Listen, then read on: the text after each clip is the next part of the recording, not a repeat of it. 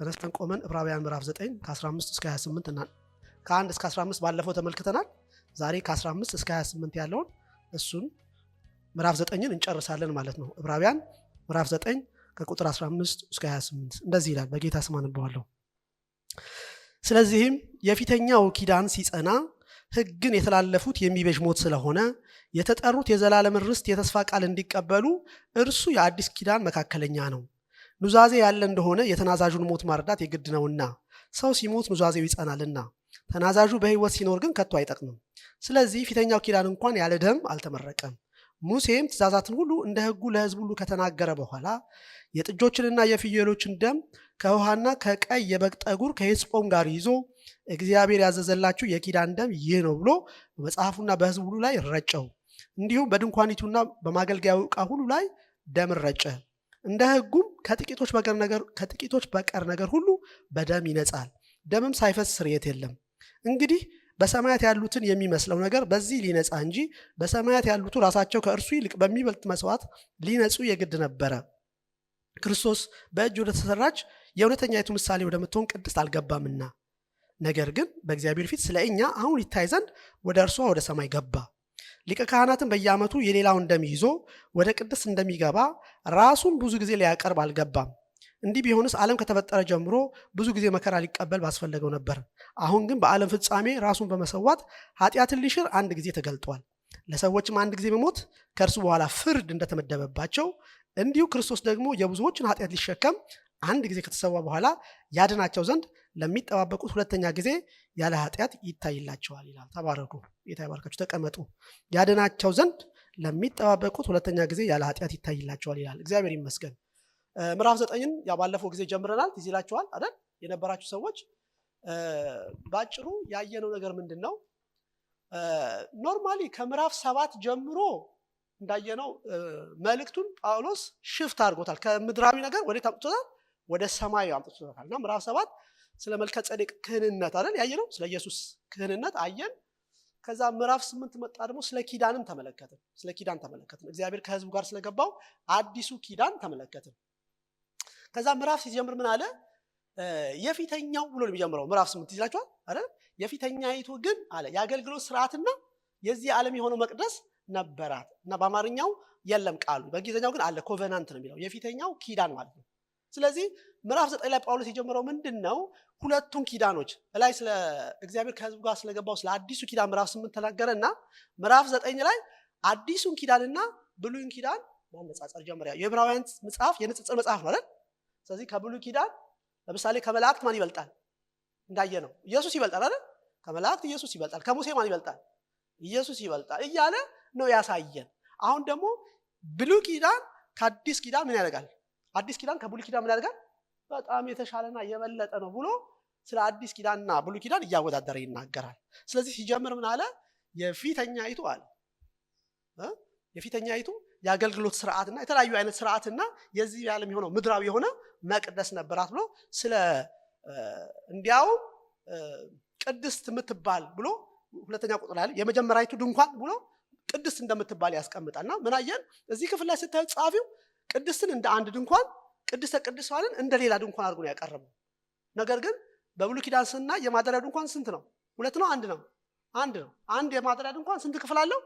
3 ክፍል አለው። እዚህ ጋር ግን አመጣና ቅድስትን እንደ አንድ ድንኳን፣ ቅድስተ ቅዱሳንን እንደ ሌላ ድንኳን አድርጎ አቀረበው። ግን 2 ድንኳን ስላለ ሳይሆን ሁለቱን ለማወዳደር እነዚህ 2 ድንኳኖች ሁለቱን ኪዳን ምልክት ወይም ምሳሌዎች እንደሆኑ አድርጎ ያስቀምጣል። ስለዚህ በዚህ መቅደስ ውስጥ አለ በመቅደስ ውስጥ 1-3 ነገሮች እንዳሉ አነሳ። መቅረዝ የሚባል ነገር አለ አይደል? ጠረጴዛ አለ፣ እንደገና ደግሞ ህብስት አለ ብሎ ተናገረ። እነዚህ ነገሮች በጣም ጥሩ ነገሮች ናቸው አይደል? መብራት ጥሩ ነው? ጥሩ አይደለም? ጥሩ ነው። ምግብ ጥሩ ነው? ጥሩ አይደለም? ጥሩ ነው። በነገራችን ላይ ሰው ይሄንን ነገር ራሱ ለማግኘት ወደዚህ ነገር ለመግባት ራሱ መጀመሪያ እዛ ያለውን የመሰዊያውን ስርዓት ውጭ ያለውን በአደባባዩ ላይ የሚገኘውን መሰዊያ አልፎ ነው መምጣት ያለበት። ካልሆነ ወደዚህ መግባት ምን አያደርግም። ምክንያቱም በቃ ለሁሉ ነገር መግቢያ ማን ነው? ክርስቶስ፣ መስቀሉ ነው። መስቀሉን ያላለፈ ሰው ወደዚህ መምጣት አይችልም። ግን ቅዱስ ውስጥ ያሉት ነገሮች መልካም ቢሆኑ ግቡ ግን ምን አይደለም አልኳችሁ? እሱ አይደለም። ምክንያቱም ግቡ ምንድነው? ውስጥ ያለው ማን ነው? እግዚአብሔር ነው። ቅዱስ ውስጥ እግዚአብሔር የለም። ያለው የት ነው? ቅድስተ ቅዱሳን ውስጥ የእግዚአብሔር ድምጽ ያለው የእግዚአብሔር ምሪት ያለው መለኮት ያለው የት ነው? ቅድስተ ቅዱሳን ውስጥ ነው። እዛ ውስጥ የሚገባው ማን ነው? ሊቀ ካህኑ በዓመት አንድ ጊዜ። ይሄ የምንድነው? የብሉይ ኪዳን ስርዓት። ስለዚህ ይሄንን ከአዲሱ ኪዳን ጋር ያወዳደረዋል እና በአዲሱ ኪዳን ግን ክርስቶስ አለ ሌሎቹ እንደሚያደርጉት ለራሳቸው በደልና ወይም ለራሳቸው ስህተትና ኃጢአት ደም ይዘው እንደሚገቡ እንደዛ አይደለም የገባው። ራሱን ይዞ አይደል ስለኛ ምን አደረገ? በእግዚአብሔር ፊት ገባ አለ። በዘላለም መንፈስ ምን አደረገ? የራሱን ደም ምን አደረገ? አቀረበና በዚህ ደም የተነሳ መግባት ችለናል። እግዚአብሔር ይመስገን። በጣም ትልቁ ነገር ግን ምንድነው?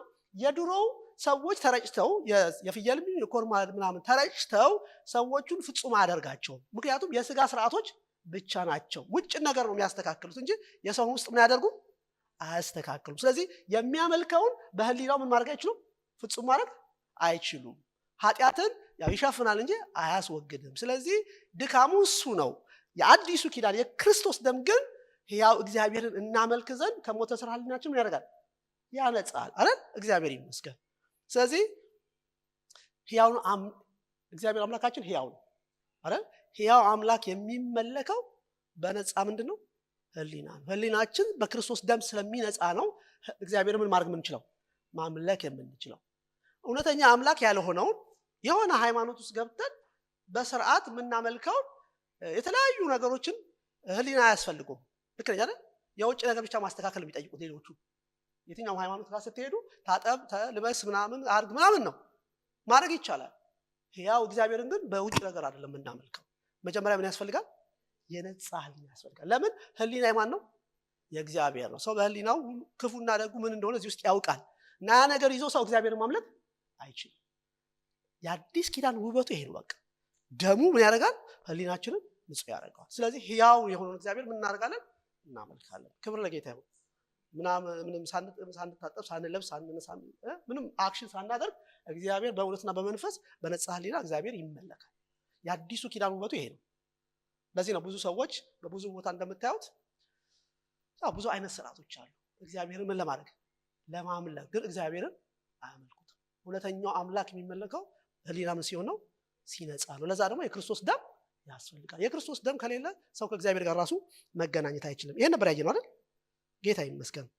እዚህ ክፍል ላይ ዛሬ የምናየው ክፍል የሚናገረው ነገር ከምዕራፍ 7 ጀምሮ ለተማርናቸው ትምህርቶች እንደማጠቃለያ አድርጎ ነው ያቀረበው። አትሊክ የምናውቀው ሐሳብ ነው፣ ድጋሚ ነው አብዛኛው፣ ግን እንደ ጠቅለል አድርጎ ያስቀመጠው ነው። እሱን ለማየት እንሞክራለን። ቁጥር 22 ላይ ምን ቃል አለ? እሱን ብዬ ለመናገር ነው እንጂ እንትን አይደለም። ቁጥር 22 ላይ ምን ቃል አለ? ወይም እግዚአብሔር ያዘዘ ቁጥር 21 ነው ጀምሮ ሙሴም ትእዛዙን ሁሉ እንደ ሕጉ ለሕዝቡ ሁሉ ከተናገረ በኋላ የጥጆችና የፍየሎች ደም ከውሃና ከቀይ የበግ ጠጉር ከሄስጶን ጋር ይዞ እግዚአብሔር ያዘዘላቸው የኪዳን ደም ይሄ ነው ብሎ በመጽሐፉና በሕዝቡ ላይ ረጨው። እንዲሁም በድንኳኒቱና በማገልገያ ዕቃ ሁሉ ላይ ደም ረጨ ይልና እንደ ሕጉም ከጥቂቶች በቀር ነገር ሁሉ በምን ይነጻል? በደም ይነጻል ይላል። አሁን ዝም ብዬ ይሄን ለምን እንደማነሳው ግራ እንዳይገባችሁ ማለት ነው። እንደ ሕጉ አይደል ከጥቂቶች በቀር ነገር ሁሉ በምን ይነጻል? ስለዚህ ደም ማያነጻው ነገር አለ ማለት ነው አይደል? ምን ማለት ነው? የዚህ ሐሳብ እውነት ነው። በሕጉ መሰረት ሁሉ ነገር አይደለም በደም የሚነጻው። አንዳንዱ በውሃ ነው ሕጉ ላይ፣ አንዳንዱ በእሳት ነው። አሁን ወርቅ ምናምን ለእግዚአብሔር ሲለይ የሆነ ብረታ ብረት ነገር ሲለይ በደም አይደለም። በምንድነው ያልፈው? በእሳት ያልፋል። ሕግ ውስጥ ስላለ ነው። የብሉይ ኪዳን ነው ይሄ እና እንደዛ ለማለት ነው። አንዳንዶች በእሳት አንዳንዶች በውሃ ነው የሚነጹት። አብዛኛው ነገር ግን ደም ያስፈልገዋል። ያው ይሄ ያለ ደም ሳይፈስ ምን የለም ስርየት የለም። እንኳን አሁንና ድሮም ሕግም ሳይሰጥ በፊት ሲዘራቸዋል አዳምና ሔዋን ወደቁ አይደል? አዳምና ሔዋን እናደርጉ ወደቁ እና ይሄን ነገር በበላችሁ ቀን ሞትን ትሞታላችሁ አላቸው ጌታ አይደል? በቃ ከእግዚአብሔር ጋር ያላቸው ሪሌሽንሺፕ ተበላሸ። ነገር ወዲያው አልሞቱ። ከዛ አንድ ነገር ሆነ። እዛ ጋርተን ውስጥ ገብተው ያው እርስ በርሳቸው አፈሩ አይደል? በፊት እኮ አይተፋፈሩ ነበር። ለምን ሲባል ኃጢአት ሲገባ ያ የበሉት ነገር ወደ ምን አመጣቸው? ያው ኃጢአት የሚያሳፍር ነገር ነው። ስለዚህ እንትን ማለት አልቻሉም። ቅጠል ለብሰው ለራሳቸው ምን አደረጉ? ሸፈኑ። ከዛ ግን እግዚአብሔር አንድ ነገር አደረገ። እግዚአብሔር መጣና በቆዳ ልብስ አደረገላቸው፣ አለበሳቸው ነው የሚለው። መጀመሪያ የቆዳ ልብስ አደረገላቸው። ቆዳ ከየት ነው የሚመጣው? ከእንስሳ ነው። እግዚአብሔር እንስሳ ስለዛ አንድ እንስሳ ተሰውቷል። ምክንያቱም ሁልጊዜ መስዋዕትን የሚያዘጋጀው እግዚአብሔር ነው፣ ሰው አይደለም። ክርስቶስን የሚያዘጋጀው ማን ነው? እግዚአብሔር እንጂ እኛ አይደለንም። ስለዚህ ያንን ሳርዶ ደም ስለፈሰሰ ነው ያ ነገር የቀጠለው ከእግዚአብሔር ጋር ያላቸው ነገር የቀጠለው። ኦኬ ባይዘው የመጀመሪያው ፋሽን ዲዛይነር ልብስ የሰራ እግዚአብሔር ነው፣ ሰው አይደለም። ልክ ነው አይደል? የመጀመሪያው ፋሽን ዲዛይነር እግዚአብሔር ነው፣ በቆዳ ነው የሰራው ልብስ። ኦኬ ስለዚህ ደም ሳይፈስ ስርየት የለም አለ። አሁን እዚህ ክፍል ላይ ያነሳው ነገር ስናይ ስለ ክርስቶስ የተናገራቸው ነገር ፒክ ስናደርግ የክርስቶስን ስራ እዚህ ክፍል ውስጥ ወይም የክርስቶስን የማዳን ስራ በሶስት ከፍሎ ታዩታላችሁ። በሶስት ይከፍለዋል። ባለፈ ጊዜ፣ በአሁንና በሚመጣው ጊዜ ክርስቶስ የሰራውን ነገር ነው በዚህ ክፍል ላይ የሚያሳየን ማለት ነው። ለምሳሌ አሁን ካነበብነው ጋር ተመልከቱ። አሁን ያነበብነው ቁጥር 26 እንደዚህ ይላል። ቁጥር 26 እንዲህስ ቢሆን ዓለም ከተፈጠረ ጀምሮ ብዙ ጊዜ መከራ ሊቀበል ባስፈለገው ነበረ። አሁን ግን በዓለም ፍጻሜ ራሱን በመስዋዕት ኃጢአትን ሊሽር አንድ ጊዜ ምን ሆኗል? ተገልጧል። የመቼ ጊዜ ነው? ተገልጧል። ራሱ ፓስቴስ አይደል? ያለፈ ጊዜ ነው። አሁን እዚህ ጋር አንዱ የሚያነሳው ክርስቶስ ባለፈ ጊዜ የሰራውን ነገር ይናገራል። እንመጣበታለን። ቁጥር 24ን ተመልከቱ። ቁጥር 24 ክርስቶስ በእጅ ወደ ተሰራች የእውነተኛይቱ ምሳሌ ወደምትሆን ቅድስት አልገባምና ነገር ግን በእግዚአብሔር ፊት ስለኛ አሁን ይታይ ዘንድ ወደ እርሷ ወደ ሰማይ ገባ። መቼ? አሁን የመቼ ጊዜ ነው? የአሁኑ ጊዜ ነው። አሁን የሚል ነገር ታያላችሁ። ቁጥር 28 ላይ ደግሞ እንዲሁ ክርስቶስ ደግሞ የብዙዎችን ኃጢአት ሊሸከም አንድ ጊዜ ከተሰዋ በኋላ ያድናቸው ዘንድ ለሚጠባበቁት ሁለተኛ ጊዜ ያለ ኃጢአት ምን ይሆንላቸዋል? ይታይላቸዋል ይላል። ስለዚህ ክርስቶስ በመጀመሪያው ጊዜ አይደል ለኃጢአት መስዋዕት ሆኖ እንደመጣ ይናገራል። አሁን ደግሞ በሰማይ ሆኖ ስለኛ ይታያል አለ። ወደፊት ደግሞ ሁለተኛው ምን ይሆናል? ይገለጣል። ለሚጠባበቁት ያድናቸው ዘንድ ሁለተኛ ያለ ኃጢአት ይታይላቸዋል ይላል። ስለዚህ ከዚህ ክፍል የምናየው ሁለት ነገር ነው።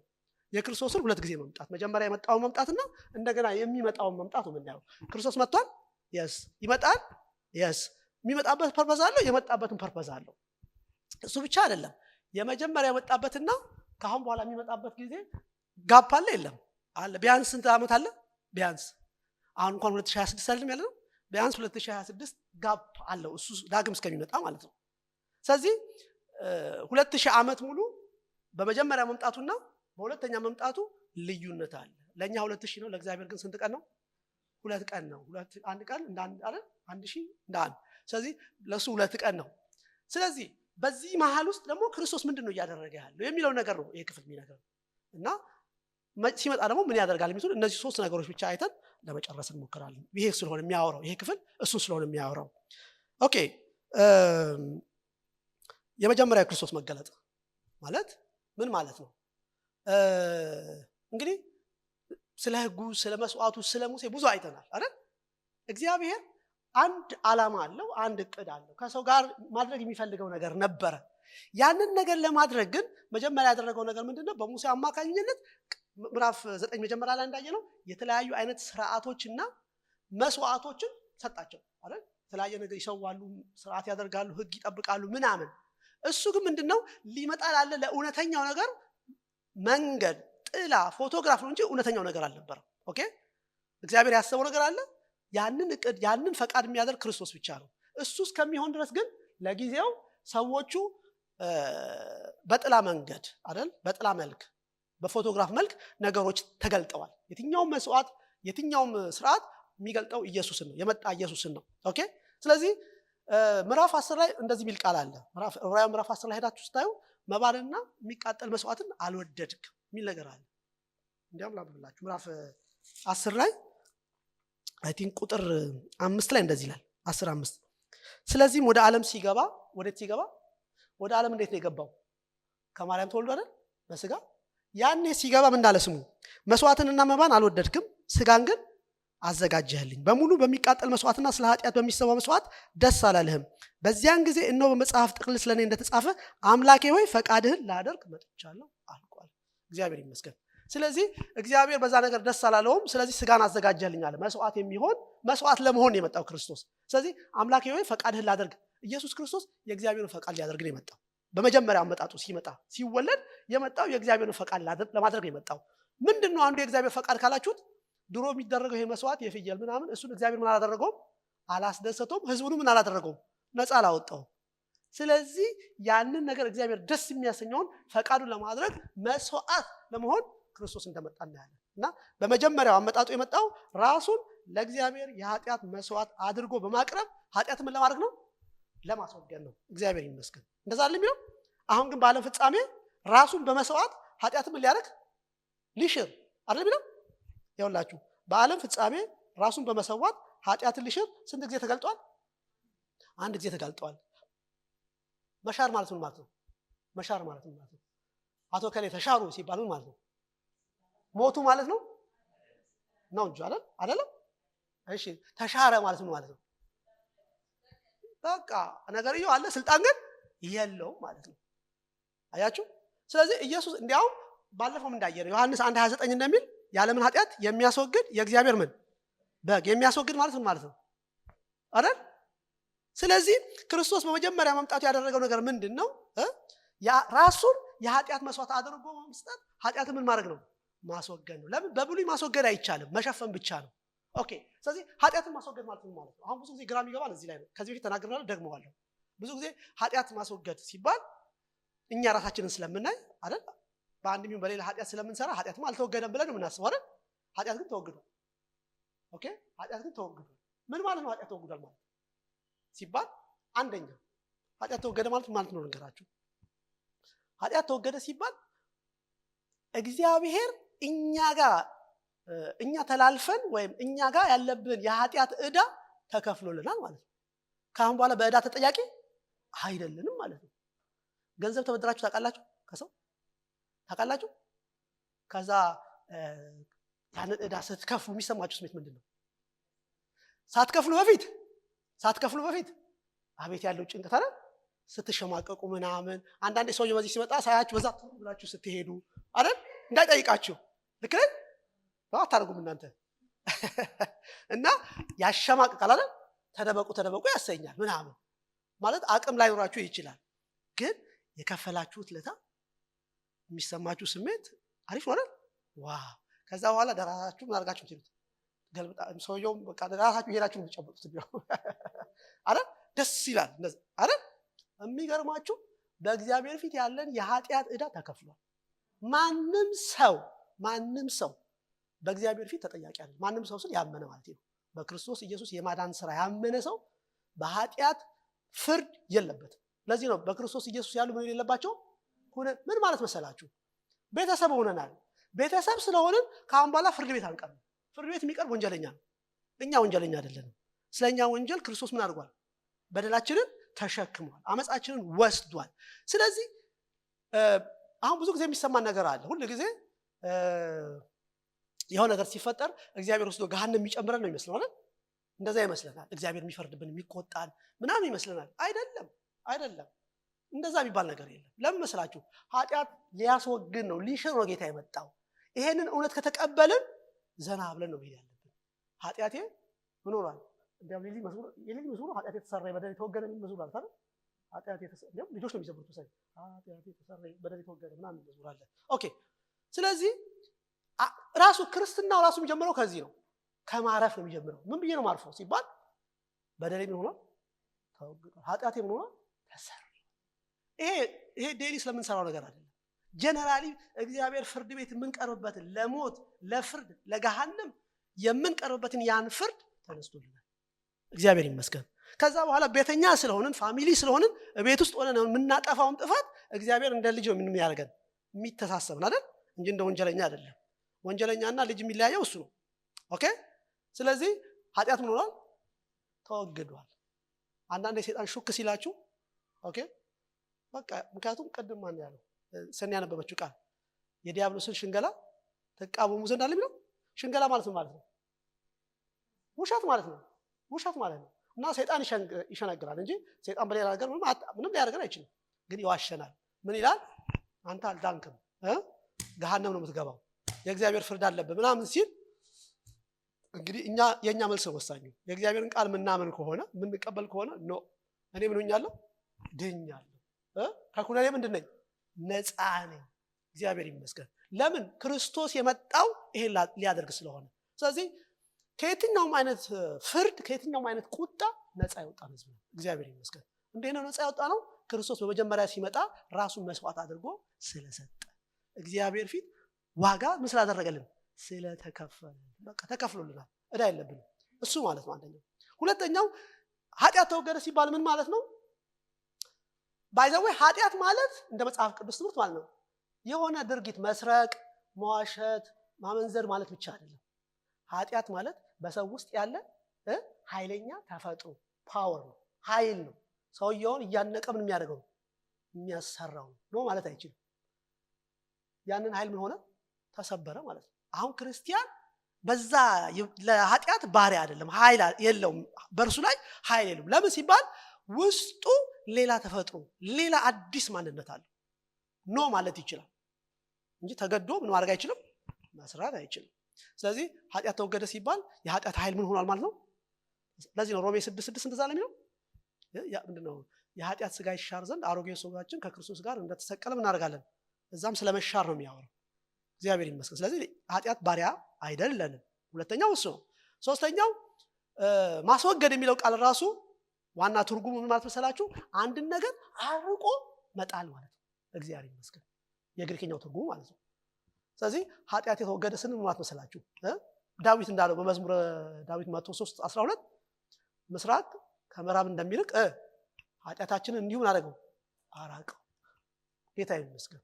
ስለዚህ እኛ የምንከሰስበትን ነገር እግዚአብሔር ከኛ ምን አድርጎታል? ወስዶ ጠርቶታል። እያመጣ የሚያስታውስ ማን ነው? አጅሬው ነው።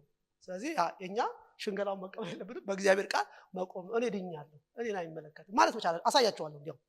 ስለዚህ ግልጽ ነው አይደል? ስለዚህ ክርስቶስ በመጀመሪያ መምጣቱ ዋና የሰራው ራሱን መስዋዕት አድርጎ ኃጢአትን ማስወገድ ነው። ዘሌዋውያን 16 ላይ ከ5 እስከ 22 ላይ አንድ ታሪክ አለ። እዛ ታሪክ ላይ ዘሌዋውያን 16 ከቁጥር 5 እስከ 22 ላይ አንድ ታሪክ አለ። ማለት ታሪኩ ሙሉ አላነበውም ልንገራችሁ እንደዚህ። አንድ ሰው ግን አዲሱ ትርጉም ያለው ሰው ማን ነው? 16 ዘሌዋውያን 16 ቁጥር 8 ታወጫለሽ፣ ታዘጋጃለሽ አንቺ። ዘሌዋውያን 16 ቁጥር 8 ታሪኩ ምንድነው መሰላችሁ? በአመት አንድ የሚደረግ የስርየት ቀን አለ አይደል? ደም ይዘው ይቀርባሉ እና ለአሮን የተሰጠው ትእዛዝ ነው። ያ ትእዛዝ ምን ይላል? አሮን 2 አውራ ፍየሎችን እንዲመርጥ እና ወደ እግዚአብሔር ማደሪያ ፊት እንዲያመጣቸው ያዛል። ስለዚህ ምንድነው 2 ፍየሎች ለመስዋዕት የሚሆኑ ማለት ነው ተመርጠው ይመጣሉ። ተመርጠው ይመጡና ምክንያት መስዋዕት የሚደረግ ለኃጢአት መስዋዕት ስለሚደረግ በአመት አንዴ ለዛ መስዋዕት የሚሆኑ 2 ፍየሎች ይመጣሉ እና በእግዚአብሔር ፊት ይቆማሉ፣ በማደሪያው ፊት ይቆማሉ። ከዛ ምንድነው የሚደረገው ይላል? እጣ ይጣልባቸዋል። እንግዲህ በዛን ጊዜ ካስተሙ ምንድነው የእግዚአብሔር ፈቃድ በምን ይታወቃል? እጣ በመጣል ይታወቃል። አንዳንዴ ያም እንደዛ ልምድ ስለነበራቸው ሌላ ቦታ ትዝ ይላቸዋል። እጣ የተጣላሉበት ቦታ የእግዚአብሔር ፈቃድ ለማወቅ ዮናስ መርከቡስ? እሺ ሌላስ? ልብስ ላይ እጣ ተጣጥለዋል። ይሁዳም ደግሞ ሲሞት ደቀ መዝሙርና ጴጥሮስ ሲመረጡ ሰው ምንድነው እጣ ተጣጥለዋል። እና በዛን ጊዜ እጣ ማውጣት የእግዚአብሔርን ፈቃድ ማወቂያ ነበር። አሁን እንዳታወጡ እሺ። ማንን ነው ማገባ ብላችሁ እጣ እንዳትጥሉ እንዳትጥሉ። እንደዛ አሁን መንፈስ ቅዱስ አለ፣ ልክ ነው። ያኔ ግን ሰው በእጣ ነው የሚያውቀው። እና ፍየሉ ላይ እጣ የሚጣለው የትኛው ለእግዚአብሔር የትኛው ለሚለቀቀው እንደሚሆን ለመግለጥ ነው። እና እጣ ሲጣልበት ለእግዚአብሔር የሆነው ፍየል ላይ የወደቀበት ፍየል ምን ይሆናል? ይታረድና መስዋዕት ሆኖ አሮን ይዞት ይገባል። ያለውን ስርዓት በሙሉ ይሄ የስርየቱን ነገር በሙሉ ይጨርሳል። ጨርሶ ከወጣ በኋላ ማን ይቀራል? አንደኛው በግ ይቀራል፣ ፍየል ይቀራል አይደል? እሱንም በእግዚአብሔር ፊት ያመጡታል፣ ያው የሆነውን ያመጡታል። ከዛ አሮን ጨርሶ ከወጣ በኋላ እጁን ማን ላይ ይጭናል? ፍየሉ ላይ ይጭናል። ይጭንና የህዝቡንና የቤተሰቡን ኃጢአት በማን ላይ ይናዘዛል? በፍየሉ ይናዘዛል። ከዛ ፍየሉን ወደ ምድረ በዳ ይለቁታል። ኖርማሊ ምድረ በዳ የሚለው አንብብ ይሆን አንቺ። ይሄኛው ወደ ምድረ በዳ አንድ ሰው ወስዶ ይለቋል ነው የሚለው። አዲሱን ትርጉም ስሙ ቁጥር 8 16:8 ምን እንደሚሉ ስሙ። ይሄኛው አማርኛ ወደ ምድረ በዳ እንደሚሄድ ብቻ ነው የሚናገረው።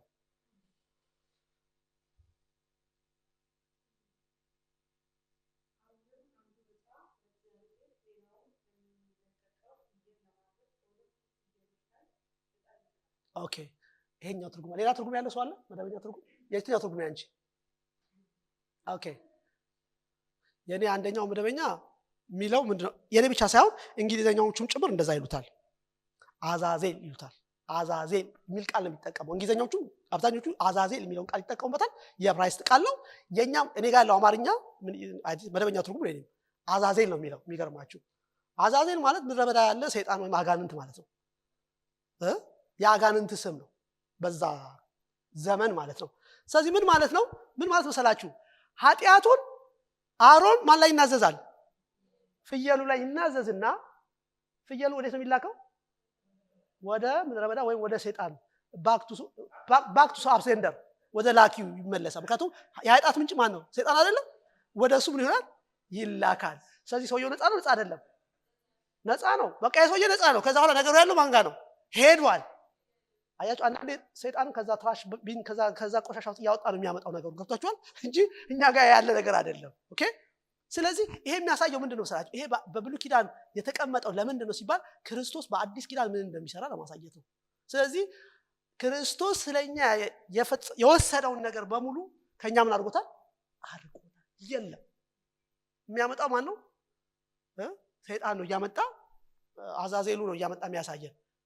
ኖርማሊ ግን ክርስቶስ ይሄንን ስራ ስለሰራ we are free። እግዚአብሔር ይመስገን። በፍጹም ነፃ ሰዎች ነን። በፍጹም እግዚአብሔር እኛን ልጁን የሚያህል ዋጋ ከፍሎብን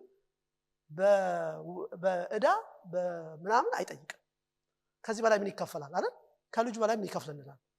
ስለዚህ እንደዛ የሚሰማን ሰዎች ካለን ሁሉ ጊዜ ይሄ ጊልቲነስ በቃ እግዚአብሔር እንዳልተቀበለው እንዳልተከፈለልን የምናስብ ሰዎች ካለን አዛዜል ነው የሚያደርገው። እያመጣ የሰይጣን ስሙ ነውና እየመጣ የሚለን እሱ ነው እንጂ የእግዚአብሔር ቃል ምን ብሏል? ኃጢአት ምን ሆኗል?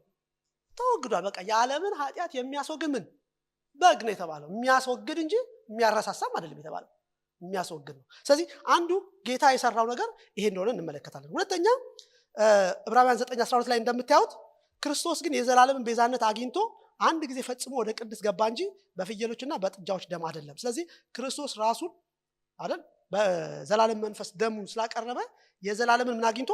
ቤዛነት አግኝቶ። ስለዚህ ክርስቶስ መጀመሪያ በመምጣቱ ያገኘነው ነገር ምንድነው? የዘላለምን ቤዛነት ያገኘነው። ጌታ ይመስገን። ቤዛነት ማለት ነው። ቤዛ ማለት ነው። ቤዛ ማለት አዳኝ ማለት ነው። ቤዛ ማለት ነው። ኦኬ። የራስ ማድረግ መግዛት ማለት ነው። ኦኬ። የራስ የነበረው ማስመለስ ግን እንዴት ነው ታስመልሰው? በጉልበት ሳይሆን ዋጋ ከፍለህ ማለት ነው። ኦኬ። ስለዚህ ቤዛ ማለት አንድን ነገር የራስ የነበረ በዋጋ መልሶ የማን ማድረግ ነው? ዋጋ ከፍሎ የራስ ማድረግ ማለት ነው። ግልጽ ነው አይደል? ኦኬ። ዘላለም ማለት ነው ማለት ነው። ዘላለም ማለት ነው።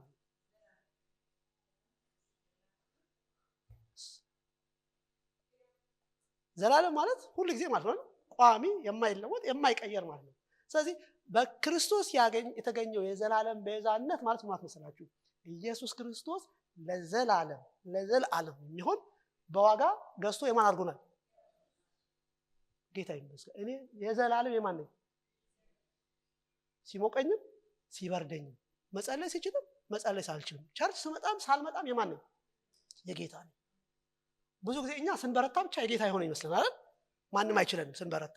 ስንደክም ደግሞ በቃ ይታወቃል የምናደርገው ነገር ብዙ ነገር አለ። እሱ ወንጌል አይደለም። ወንጌል በክርስቶስ ኢየሱስ ለኛ የተሰራው ነገር ብቻ ነው። ወንጌል ስለ ልጁ አይደለም፣ ስለኔም አይደለም፣ ስለ ልጁ ነው።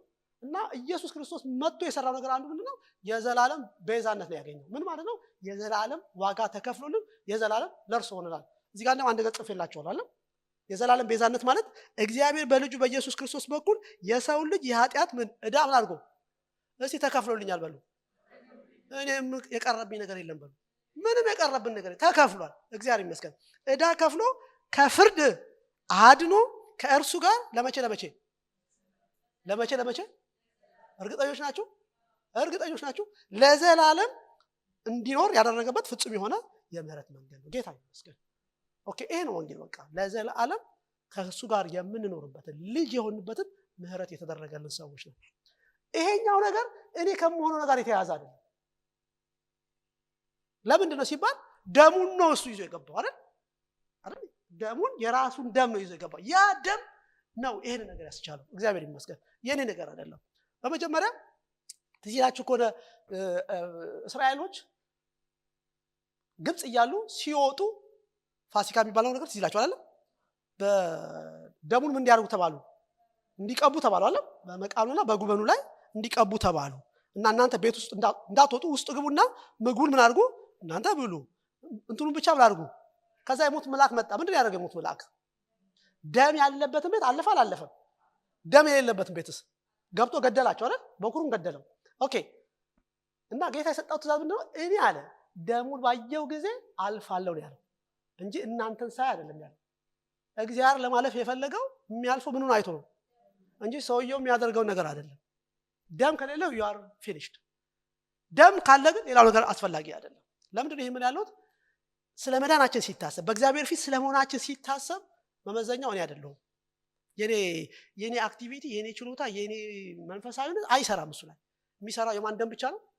የክርስቶስ ደም ብቻ ነው። እግዚአብሔር ይመስገን። ስለዚህ መጀመሪያ መምጣቱ የሰራው እሱ ነው። ሶስተኛው አዲስ ኪዳን ለመጀመርና ለማጽናት ትዝላችኋል። የጌታ እራት አይደል ባደረገ ጊዜ ቅዱስ ቁርባን ባዘጋጀ ጊዜ ጽዋን አንስቶ ይላል ጽዋን አንስቶ ሰጣቸው። ይህ ደግሞ ስለ ብዙዎች የኃጢአት ይቅርታ የሚፈስ የአዲስ ኪዳን ደሜ ይህ ነው አላቸው ይላል። ምን ማለት ነው? ክርስቶስ የመጣው አዲስ ኪዳን ምን ለማድረግ ነው? ለማስጀመር፣ ለማጽናት ነው። እግዚአብሔር ይመስገን። በአዲሱ ኪዳን ያገኘነው ነገር ምንድነው ሲባል ህጉ በልባችን ባለፈው እንዳየነው ህጉ በልባችን ጻፈው አዲሱ ኪዳን አይደል? ከሁሉ በላይ ግን ትልቁ ነገር ምንድነው? ኃጢአታቸውን ይቅር እላለሁ ደግሜም አላስብም። ይሄ በጣም ትልቅ ነገር ነው። ብዙ ጊዜ እግዚአብሔር የሚያስበው ነው ይመስላል። እኔ እንግሊዘኛውን በጣም ነው የምወደው። forgive and forget ነው የሚለው አይደል? forgive and forget። እና እግዚአብሔር የሰራነው ነገር በሙሉ የተናዘዝንበትን ነገር እግዚአብሔር ምን አድርጎታል? ረስቶታል። የማይረሳ ማን ነው? አዛዜል ነው የማይረሳው። እንደሱ ይበል። ኦኬ። እውነቴን ብላችሁ እንደ እግዚአብሔር ቃል የእግዚአብሔርን ቃል ካልተቀበልን በስተቀር ነፃ አንወጣም። ብዙ ጊዜ ሰይጣን የሚጫወትብን በዛ መንገድ ስለሆነ ነው። ስለዚህ እግዚአብሔር ፊት ይሄን ነገር መልመድ መቻል በእውነት ነው መልመድ መቻል አለብን። ሁሌ እንደምለው መልመድ መቻል አለብን። ለዚህ እኮ ነው ስለማይገባን አንዳንድ ጊዜ የተናዘዝንበትን ኃጢአት መልሰን የምንናዘዘው። ለምንድን ነው? እንዲያውም ከተናዘዝን በኋላ ዛሬ ተናዘዝንበታለን። የሚቀጥለው ግን ስንናዘዝ መናዘዝ ብቻ አይደለም ማልቀስም እንጨምርበታለን። እግዚአብሔር ትንሽ ሆዱ እንዲባባ ማለት ነው። ገብቷችኋል? ያንን እኮ ነው። ይሄ የሚያሳየው ለምንድን ነው? እንደ እግዚአብሔር ቃል እንዳይደለ አመለካከታችን ነው የሚያሳየው። እግዚአብሔር ይቅር ካለ አያስታውሱም። እያነሳ እንዳልኳችሁ ትራሹ ላይ እያነሳ የሚያስመጣው ሰይጣን ነው። ስለዚህ እግዚአብሔር ይቅር ካለ ይሄ የአዲሱ ኪዳን በረከት ነው። እግዚአብሔር ይመስገን። ስለዚህ ይሄ ደግሞ የሆነው ለምንድን ነው? ኢየሱስ ምን ስለሆነ ነው? ስለመጣ ነው። በመጀመሪያ መምጣቱ የተደረገ ነገር ስለሆነ ነው። ኦኬ፣ ጌታ ይመስገን። ስለዚህ ኢየሱስ ክርስቶስ ኃጢአታችንን በራሱ ከነጻ በኋላ ሄዶ በሰማያት በግርማው ቀኝ ምን አደረገ? ተቀመጠ። የመጀመሪያውን ነገር መጥቶ ጌታዬን ከጨረሰ በኋላ ወደ ሰማይ ሄደ። በቃ አሁን የት ነው ያለው? ሰማይ አይደለም ያለው? አሁን እያደረገ ነው ያለው። ከመምጣቱ በፊት የሚሰራው ነገር አለ ብቻ አይደል? ይሄን 2000 ዓመት ጌታ ምን እየሰራ ነው ብሎ ይሄ ክፍል ራሱ የሚነግረን ነገር ምንድነው? አንደኛ ተመልከቱ ምን እንደሚል ቁጥር 24 ክርስቶስ በእጅ ወደ ተሰራች ወደ ቅድስት አልገባምና ነገር ግን ወደ ሰማይ ወደ ሰማይ ገባ የሚል ቃል አለ አይደል? ቁጥር 24 ላይ። ስለዚህ ክርስቶስ የት ነው የገባው? ወደ ሰማይ ምን አደረገ? ገባ የሚል አለ። በእጅ የተሰራ አይደለም። ምን ማለት ነው? አሁን ክርስቶስ ያለው በእግዚአብሔር ዘንድ ነው፣ በከበረ ስፍራ ነው፣ አስተማማኝ በሆነ ቦታ ነው ያለው፣ የክብር ቦታ ባለበት ቦታ ነው ያለው። አንድ ሁለተኛ ደግሞ ገባ ሲባል ምን እያደረገ ነው? ምድር ላይ ያለው ነገር ሁሉ ጨርሶ ነው የገባው። የቀረ ለኛ የተተወ ነገር የለም። ይሄንን እኔ በቃ ጨርሱ እኔ ጀምሬዋለሁ እናንተ ጨርሱት ብሎት የተወ ምንም ነገር የለም። ስለዚህ ሰማይ መግባቱ የሚያሳየው ምንድነው? የመጣበትን ዓላማ የእግዚአብሔርን ፈቃድ አከናውኖ መሄዱ ነው የሚያሳየው። እግዚአብሔር ይመስገን። ስለዚህ ባለቀ ነገር ላይ የተጠራ ነው እንጂ ምን ጨምረው ነገር የለም ማለት ነው። እግዚአብሔር ይመስገን። ብዙ ሰው ለመጨመር ብዙ ስለሚተጋ ማለት ነው አይደል? በተለይ አበሻ ደግሞ በጣም ደስ ይላል ብዙ ነገር ማድረግ የሚፈልገውና ግን ኦሬዲ በክርስቶስ ምን ሆኗል? ሁሉ ነገር ተሰርቶ ክርስቶስ ጨርሶ ወደ ሰማይ ገብቷል። አንደኛ አሁን ጌታ ያደረገው ነገር ሰማይ እንዳለ እናውቃለን። ሁለተኛ አሁን ጌታ ያደረገ ያለው ነገር ምንድነው ካልን እዛው ቁጥር 4 ላይ ነገር ግን በእግዚአብሔር ፊት ስለኛ አሁን ይታይ ዘንድ ወደ እርሱ ወደ ሰማይ ምን አደረገ? ገባ። ወደ ሰማይ ገባው ለምንድን ነው? ኢየሱስ ሲባል ይሄ ክፍል ምን ይለናል? ስለማን ይታይ ዘንድ? ስለኛ። እኛ ማለት እነማን ናቸው? እኔን ይጨምራል? እናንተን ይጨምራል? ጉድ። ስለኛ የት ነው የገባው? ሰማይ። ምን ሊያደርግ ነው ገባ ሲባል ይታይ ዘንድ በእግዚአብሔር ፊት ምን ያደርግ ዘንድ? ይቆም ዘንድ ይታይ ዘንድ ማለት ነው። ጌታ ይመስገን። ይሄን ግልጽ ለማድረግ ባለፈው እንዳነሳውላችሁ የብሉይ ኪዳኑ ካህን በአመት አንድ ጊዜ እዛ እግዚአብሔር ያለበት ቅድስተ ቅዱሳን ሲገባ ልብስ ይለብሳል። ተክኖ ልብሱን ሲለብስ ዝም ብሎ በራሱ ልብስ አይገባም። ለዛ የተዘጋጀ ስፔሻል ልብስ አለ። ያን ልብስ ለብሶ ሲገባ ግን እዚህ ትከሻና ደረቱ ላይ የማን ስም ይጻፋል? የ12ቱ የእስራኤል ነገድ ስም ይጻፋል አይደል? ይላችኋል እዚህ ጋርና ደረቱ ላይ። ስለዚህ ሊቀ ካህኑ የእስራኤልን ሕዝብ ስም ጽፎ የነገሮችን ስም ጽፎ ወደ ቅድስተ ቅዱሳን ሲገባ እግዚአብሔር አሮን መጣ አይደለም የሚለው። ማን መጣ ነው የሚለው? እስራኤል መጣ ነው የሚለው። ምክንያቱም እነሱ በሱ ተወክለው እግዚአብሔር ያለበት ቦታ ውስጥ ገብተዋል። እግዚአብሔር ይመስገን። ኢየሱስ እኔና እናንተን ይዞ ሰማይ ገብቷል። ጌታ ይመስገን። እና ሰማይ የምንገባው ወደፊት ብቻ አይደለም። አሁን ምድር እየኖርን በክርስቶስ ተወክለን ግን እግዚአብሔር ፊት ሁላችንም አለን። እግዚአብሔር ሁሉ ጊዜ ስለኛ አይታደልም እንደሚለው አይደል? ስለዚህ በእግዚአብሔር ፊት እንታያለን አንታይም? አታየኝም የሚለው መዝሙር ታዲያ እንዴት ነው? ጌታ ሆይ አታየኝም የሚል መዝሙር፣ አታየኝም የሚል ጸሎት እንዴት ነው ከዚህ ጋር የሚሄደው? አይሄድም ማለት እግዚአብሔር ያየናል። የአዲሱ ኪዳን ትምህርት ይሄ ነው። ያየናል ብቻ አይደለም፣ እኛ በፊቱ ገብተናል። በክርስቶስ ኢየሱስ ምን አድርገናል? ገብተናል። ስለዚህ አሁን አንዱ ነገር የሚሆነው ነገር ምንድነው? ሁሉ ጊዜ ለዚህ እኮ ነው ኃጢአት ስንሰራ ዮሐንስ ማለት ኃጢአትን አትስሩ አይደለም ያለው? ኃጢአትን አትስሩ። ብትሰሩስ በአብ ዘንድ ምን አለን? ምን አለን? ከፍላችሁታል? ጠበቃ ስንት እንደሚከፈል ታውቃላችሁ አይደል?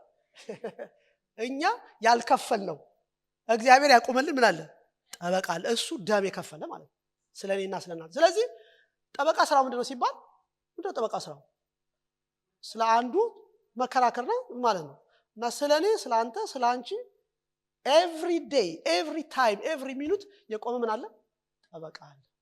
ደግሞ ተራ የሰው ጠበቃ እንዳይመስላችሁ። ይሄ ሳምሶናይት ይዞ ምናምን ጠበቃ አይደለም። ኢየሱስ የእግዚአብሔር ልጅ አይደል? ደሙን ይዞ የገባ ስለኔ ዋጋ የከፈለ ጠበቃ አለ። እና እሱ ጠበቃ ሁሉ ጊዜ ስለኔ ይሟገታል።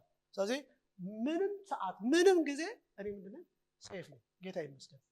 እንኳን የሰማዩ የምድሩም እንኳን ጠበቃ ሲኖራችሁ ትንሽ ትዘንጣላችሁ አይደል? አይኔ በቃ ጠበቃ አለኝ ምናምን ትላላችሁ።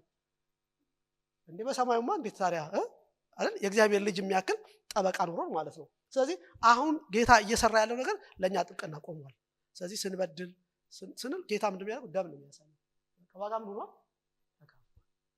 እግዚአብሔር ደግሞ ምን ያደርጋል? ይምራል።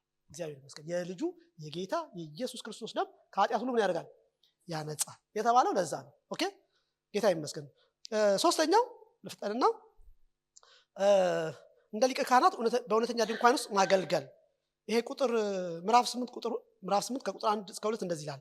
ከተናገርነው ዋና ነገሩ ይሄ ነው። በሰማያት በግርማው ዙፋን ቀን የተቀመጠ እንዲህ ያለ ሊቀ ካህናት አለን። እርሱም የመቅደስና የእውነተኛ ድንኳን አገልጋይ ነው። ይሄን ተነጋግረንበታል። አሁን ጌታ ያገለግላል እንደ መልከ ጼዴቅ የሚለውን ትዝ ይላችሁ አይደል? አሁን ሌላው ክርስቶስ ስራው ምንድነው? የክህንነት ስራ ነው የሚሰራው። ካህን ምንድነው የሚያደርገው? ካህን ምንድነው የሚያደርገው? ምክንያቱም አሁን መስዋዕትን አያቀርብም። ኦልሬዲ አንዴ ነው ክርስቶስ አይደል? አንዴ አቅርቦ ሰማይ ገብቷል። በሰማይ ምንድነው የሚያደርገው? ስለኛ ይማልዳል አይደል? እንደዛ ነው የሚለው። ስለኛ እሱ ለዘላለም የሚኖር ስለሆነ የማይሞት ስለሆነ ስለኛ በእግዚአብሔር ፊት ምን ያደርጋል? ይማልዳል። መማለድ ማለት ምን ማለት ነው? አይደል? መጠየቅ ነው። መጠየቅ ኦልሬዲ ታርቀናል። ማስታረቅ አይደለም። መማለድ፣ መጠየቅ፣ መለመን። ምንድነው የሚጠይቀው? ምንድነው የሚለምነው ሲባል ተነጋግረናል። የአብርሃምን ታሪክ አይተን እዚህ ይላችሁ አይደል? ኢየሱስ ክርስቶስ ስለኛ የሚማልደው ነገር ምንድነው? አሁን በምድር ያለነው እኛን በሚገጥመን ውጊያ ውስጥ በሚገጥመን ችግር ውስጥ ማለፍ እንድንችል አይደል? አቅም እንድናገኝ ስለኛ ይማልዳል። ባይዘው መልጃው ለኛ ብቻ ነው፣ ለሌላ ሰው አይደለም። ለዳነው ሰዎች ብቻ ነው የክርስቶስ መልጃ። ስለዚህ ሲማልድ ምንድነው የሚያደርገው? ሲያቻው መልከ ጼዴቅ አብርሃምን አግኝቶ ምንድነው ያደርገው? እንጀራና ወይን አይደል የሚሰጠው? አብርሃም ነገስታትን ገድሎ ሲመለስ ጠበቀና እንጀራና ወይን ሰጠው። ግን አብርሃም ሲዋጋ እሱ ይማልድለት ነበር። ስለዚህ ክርስቲያን እንዳይደክም ወይም አቅም እንዲያገኝ እንዲበረታ የሚያደርገው ነገር ምንድነው? የክርስቶስ ምንድነው? መልጃ ነው። አንዳንድ ጊዜ ስንጠነክር ስንበረታ ምናምን የሆነ ነገር ሲሆን እኛ ብቻ አይደለም፣ ስለኛ ምን የሚያደርጋለ? በሰማይ የሚማልድ አምላክ አለ። እግዚአብሔር ይመስገን። እና አሁን ክርስቶስ ስለያንዳንዳችን ይማልዳል ማለት ነው። ጌታ ይመስገን። ኦኬ ይሄ ለዝለላው የመጀመሪያው ሲመጣ ስጋን ለብሶ የመጣ ጊዜ ምን እንዳደረገ አይተናል። ኃጢአት መስዋዕት ከፈለ፣ የዘላለም ቤዛነትን አገኘን፣ አዲሱን ኪዳን አስጀመረ። አሁን ደግሞ ምን እያደረገ ነው አለን? በሰማይ ሆኖ እኛን ያገለግለናል፣ ይማልዳል፣ ያገለግላል፣ ያድነናል ከብዙ ከክፉ ነገር። አሁን እሙዬ እንዳለችው ማለት ነው አይደል? ያድነናል። እግዚአብሔር ይመስገን። እና ያገለግለናል፣ ያድነናል። አሁን ማለት ነው፣ ብቻችንንም አይደለንም። የሚቀጥለውን ቃል ተመልከቱ። እንዲሁም ደግሞ ቁጥር 28 እንዲሁም ደግሞ ባይዘወይ ይቅርታ እንደው ለማስረዳት ያህል ልመልሳችሁ አንድ ጊዜ። የመጀመሪያው ቃል ምንድን? በዓለም ፍጻሜ ራሱን በመስዋዕት ኃጢአትን ሊሽር አንድ ጊዜ ተገልጧል አለ የሚለው። በዓለም ምን ፍጻሜ አይደል? አሁን ይሄ ቃል ምን ይመስላል? በዓለም ፍጻሜ ሲባል የመጨረሻው ዘመን ይመስላል አይደል? ግን እንደ ክፍሉ ኮንቴክስት እንደዛ አይደለም። ለምሳሌ ማቴዎስ ወንጌል ምዕራፍ 28 ላይ ጌታ ምን አለ? ደቀ መዛሙርቱ ተልእኮ ሲሰጣቸው ሂዱና አይደል አሕዛብን በአብ በወልድ መንፈስ ቅዱስ እያጠመቃችኋቸው ደግሞ ያዘዝኳችሁን ትምህርት እያስተማራችኋቸው ደቀ መዛሙርቴ አድርገዋቸው እስከ ዓለም ፍጻሜ ከእናንተ ጋር አይደል? ምን ማለት ነው? እስከ ዓለም ፍጻሜ ሲባል እስከ መቼ ነው? እስከ ዓለም ፍጻሜ ሲባል ጌታ ዳግመኛ እስከሚመጣ ማለት ነው። የቤተ ክርስቲያን ዘመን ውስጥ ወንጌልን ይሰራሉ፣ ጌታ አብሯቸዋል። ጌታ ዳግም ሲመለስ እኔ ከእናንተ ጋር ነኝ አይሰራም። እነሱ ከማን ጋር ናቸው? ከዛ በኋላ አብረው ናቸው አይደል? ስለዚህ እስከ ዓለም ፍጻሜ ማለት በዛኛው ክፍል እስከ ጌታ ዳግም እስከሚመጣ ማለት ነው። የዚህ ክፍል ሐሳብ ግን አሁን ግን በዓለም ፍጻሜ የሚለው የዘመኑ ፍጻሜ የብሉይ ኪዳን ፍጻሜ ማለት ነው። ምክንያቱም በዓለም ፍጻሜ ራሱን በመስዋዕት ኃጢአትን ሊሽር አንድ ጊዜ ተገልጧል። መቼ ነው የተገለጠው ኢየሱስ ሲባል? በብሉይ ኪዳን መጨረሻ ላይ ነው አይደል? በብሉይ ኪዳን ላይ መጨረሻ ነው የተገለጠውና ይሄ ዓለም ፍጻሜ ማለት የዘመን ፍጻሜ አንድ ዲስፔንሴሽን ያለቀበት ለማለት ነው። እሺ እንደው ለእውቀት ያህል ማለት ነው። ኦኬ ያሁኑና የመጨረሻውን ቁጥር 28 አይቼ ጨርሳለሁ። እንደዚህ ይላል፣ እንዲሁ ክርስቶስ ደግሞ የብዙዎችን ኃጢአት ሊሸከም አሁን ስሙ ቢሆን ስንት ጊዜ ከተሰዋ በኋላ አይደል? አንድ ጊዜ ከተሰዋ በኋላ ያድናቸው ዘንድ ለሚጠባበቁት ሁለተኛ ጊዜ ያለ ኃጢአት ምን ያደርግላቸዋል? ይታይላቸዋል ይላል። ለማን ነው የሚታየው? ያድኑት ዘንድ ምን ለሚያደርጉት? ለሚጠባበቁት ሁለተኛ ምን ያደርግላቸዋል? ያለ ኃጢአት ይታይላቸዋል። ምን ማለት ነው ሲባል አንደኛ ይሄ ዳግም ሲመጣ ስለሚሆነው ነገር ነው እያወራ ያለው። ምክንያቱም ሁለተኛ የሚመጣው አንዴ ነው የመጣው። አሁን ሁለተኛ የሚመጣው ያድናቸው ዘንድ ለሚጠባበቁት ሁለተኛ ጊዜ ያለ ኃጢአት ምን ለሆነው ይታይላቸዋል ይላል። ያድናቸው ዘንድ ኦኬ ምን ማለት ነው? ሁለተኛ ጊዜ ያለ ኃጢአት ይታይላቸዋል ማለት ክርስቶስ ድጋሚ ይመጣል አይደል? ሲመጣ የሚመጣው ለኃጢአት ጉዳይ ነው። ለኃጢአት ሊሰዋ የኃጢአት ነገር ዲል ያደርጋል። ኦልሬዲ የኃጢአት ነገር ምን ሆኗል? አልቋል። ስለዚህ የሚመጣው ኃጢአትን ዲል ለማድረግ አይደለም የሚመጣው። ኦልሬዲ የኃጢአት ነገር የመጀመሪያው መምጫ ላይ አድርጎታል፣ ጨርሶታል። ያመነ ምን ይሆናል? ይድናል። ያላመነም ይሆናል ይፈረድበታል። በቃ ዚህ ኦኬ። አሁን ሁለተኛ ሲመጣ ግን የሚመጣው የኃጢአትን ነገር ኩመር ለማድረግ አይደለም። ከኃጢአት ውጭ ነው የሚመጣው፣ ሌላ ነገር ነው የሚመጣው። ኃጢአትን በተመለከተ የሆነ ነገር ዲል ሊያደርግ የሚመጣበት ነገር አይደለም ለማለት ነው። ታዲያ ለምንድን ነው የሚመጣው ሲባል ሊያድናል የሚለው ያድናቸው ዘንድ ለሚጠባበቁት። ስለዚህ የሚመጣው ለማዳን ነው። እግዚአብሔር ይመስገን። ክርስቶስ ዳግመኛ የሚመጣው ለኃጢአት ለመሞት አይደለም፣ ለኃጢአት ለመሰዋት አይደለም። የሚመጣው ምን ለማድረግ ነው? ለማዳን ነው የሚመጣው። ማንን ለማዳን? ለሚጠባበቁት። ማን ነው የሚጠብቀው? እኛ አይደል? እኛ የምንጠባበቀው ሊያድነን ነው የሚመጣው። አሁን እዚህ ጋር እኛ ብዙ ጊዜ ምንድነው የምናስበው? መዳን ሲባል ሁሉ ጊዜ የምናያይዘው ከምን ጋር ነው? ከገሃነመ እሳትና ምናምን አይደል? እንደዚህ ምናምን አይደለም። የዚህ ቃል እንደዛ አይደለም። ያድናቸው ዘንድ ለሚጠባበቁት ሁለተኛ ጊዜ ደግሞ ያለ ኃጢአት ይታይላቸዋል። ስለዚህ ክርስቶስ የሚመጣው ለማዳን ነው።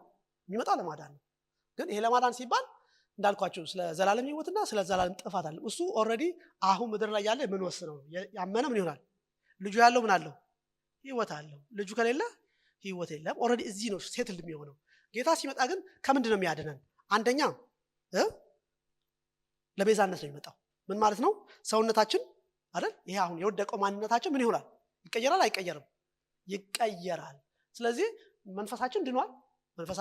ጌታን የተቀበልን ቀን ነፍሳችን ደግሞ ትራንስፎርም እያደረገች ነው። በየዕለቱ በምናልፈው መከራ፣ በምንማረው ትምህርት፣ በምናገለግለው አገልግሎት፣ በህይወት ውስጥ እየተቀየርን አይደለም አይደል? እየተቀየርን ነው አይደል? አይመስልም? አልተቀየራችሁም? ትንሽ ማለት ውጫችሁ ማለት አይደለም። ልብስ ዛሬ ሌላ ልብስ ይችላል፣ ግን በውስጣችሁ አይታወቃችሁም ወይ አይደል? ለጌታ ያላችሁ ነገር እየጨመረ አይደል? ህይወታችሁ የሆነ ነገራችሁ እየተቀረፈ የሆነ ነገራችሁ እየወደቀ ድሮ እኮ እንደዚህ አልነበርኩም የምትሉት ነገር አለ ህይወታችሁ አለ። ድሮ እኮ እንደዚህ አልነበርኩም ተቀይሬያለሁ አይደል? ማንቀየር ከሆነ አስቸጋሪ ነው። ስለዚህ ይሄ ፕሮሰስ አሁን በምድር ላይ የሚሆነው ነገር ነፍሳችን ላይ የሚሰራ ነገር ነው። እግዚአብሔር ይመስገን። ጌታ ሲመጣ ምንድን ነው የሚሆነው ሲባል ይሄ የተዋረደውን ስጋችንን አይደል የእሱ ክቡር ማንነት ይመስል ዘንድ ምን ይሆነዋል? ይለውጠዋል። ስለዚህ የሚያድነን ከዚህ አሮጌ ማንነት የሚያድነን ሊያድናቸው ያድናቸው ዘንድ የሚጠባበቁት የሚለው ስለ ገሃነም ምናምን አለ የሚያወራው። ለእኛ ነው የተጻፈው። ይሄ ለአማኞች ነው የምንድነው ከዚህ ከተዋረደው ኃጢአት ካለበት ከምናምን ማንነታችን ነው። አንደኛው ይሄ ፊልጵስዩስ 3:21 እና ሮሜ 8:23 ላይ ታገኙታላችሁ። ሁለተኛ ምንድነው ከምንድነው ከአሮጌው ፍጥረት ከንቱነትና ከጥፋት ባርነት ነፃ ለመውጣት ሮሜ 8:18 እስከ 23 አይደል?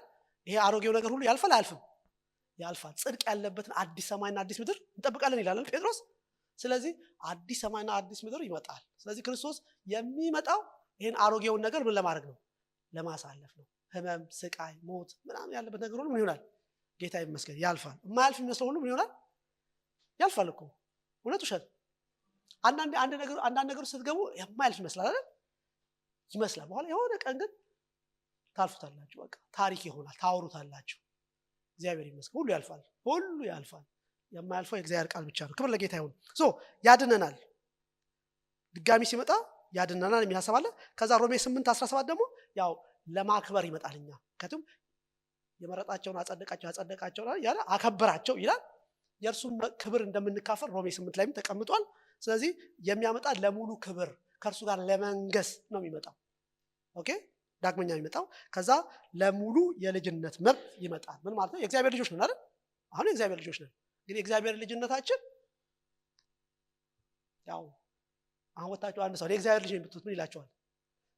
አሳስቱ ግዛ ይላል መጀመሪያ ሲደውል የእግዚአብሔር ልጅ ስለህ አስተዋስ ግን ነው ምን ይላል አይደል? ሐሺሽ ወሰድክ ነው የሚመስለው። ልክ አይደለም? ካልሆነ ሞክሩት። በኋላ ስትወጡ ባስ ላይ ሄዳችሁ የእግዚአብሔር ልጅ ነኝ በሉት። ሰውየው የሚለውን ትሰማላችሁ። ምን ማለት ነው? ጌታ ሲመጣ ግን ዓለም ሁሉ ምን ያደርጋል? ያውቃል ምን እንደሆነ የእግዚአብሔር ልጆች እንደሆነ። አሁን መላእክቶች ያውቃሉ፣ አልዛኤልም ሰይጣንም ያውቃል። ሁሉ የማያውቀው ሰው ብቻ ነው። የዛን ጊዜ ግን ሙሉ የእግዚአብሔር ልጆች እንደሆነ ዓለም ሁሉ ያውቃል። ይሄን ለማድረግ ነው ጌታ የሚመጣው። እግዚአብሔር ይመስገን። ይሄ ይጠብቀናል ማለት ነው። እሺ ክብር ለጌታ ይሁን። ስለዚህ ይሄ 10-11 ቁጥር ጳውሎስ የሚነግረን ነገር እንዳልኳችሁ ማጠቃለያ ነው። ክብር ለጌታ ይሁን። ስለዚህ ጌታ መልካም ነው። እንኳን የአዲሱ ኪዳን ሰዎች ሆኑ አይደል? ምክንያቱም ትልቅ ፕሪቪሌጅ አለው፣ ትልቅ በረከት አለው፣ ትልቅ እረፍትም አለው። ጌታ ይመስገን። ስለዚህ ለኛ የተከፈለልን ዋጋ ክቡር ዋጋ ነው። ስለ ክርስቶስ ደም ነው የሚናገረው። የክርስቶስ ደም ደግሞ በቃ ከምንም በላይ ወደ እግዚአብሔር ያቀረበን እሱ ብቻ ነው አይደል? ስናመልክ፣ ስንጸልይ፣ ስናገለግል በእግዚአብሔር ፊት ድፍረት ያገኘ ነው ከዚህ ደም የተነሳ ነው። ደሙ የሚሰራው ብዙ ነገር አለ። በብዙ አቅጣጫ የሚሰራው ነገር አለ። ይቀድሰናል፣ ጠላት እንድናሸንፍበት ይረዳናል አይደል? የክርስቶስ ደም ብዙ ነገር ይሰራል። ዋናው ነገር ግን ያው እግዚአብሔርን እንድናመልክ ህሊናችንን ከሞተ ስራ ያደርገዋል፣ ያነጻዋል። ምክንያቱም ክርስቶስ የሰራው ስራ በቂ ስለሆነ ኃጢአት ምን ሆኗል? ተወግዷል። ተወግዶ ወዴት ሄደ? ሄዷል ማለት ነው። እሺ ወደ አላዜ ወደ ባክ ቱ አብስቴንደር ወደ ላኪው ምን ሆኗል? ተመልሷል። እሱ ከቆሻሻ ቢን እያወጣ የሚላችሁ ነገር አትስሙ። ድነናል። አሜን አይደል? ድነናል፣ ጸድቀናል። በእግዚአብሔር ፊት የምንታይ ሰዎች ነው። በደላችን ምን ሆኗል? ተወግዷል። እና እዚህ ነገር ላይ ስትቆሙ በእውነት ነው የምላችሁ ሌላው ነገር በጣም በአዲስ ኪዳን ውስጥ ያለውን በረከት ለመጠቀም ለመደሰት የምንችልበት አክሰስ ይሆናል ማለት። ይህን ካልገባን ግን ዛሬም እግዚአብሔር እንደማይቀበለን ገና ኃጢአት እንዳለብን ምናምን እያሰብን ከሆነ ግን አስቸጋሪ ነገር ነው የሚሆነው። የክርስቶስ ደም በቂ ነው። እግዚአብሔር ይመስገን። ክብር ለጌታ ይሁን። ተነስተን እንጸልይና እንጨርሳለን።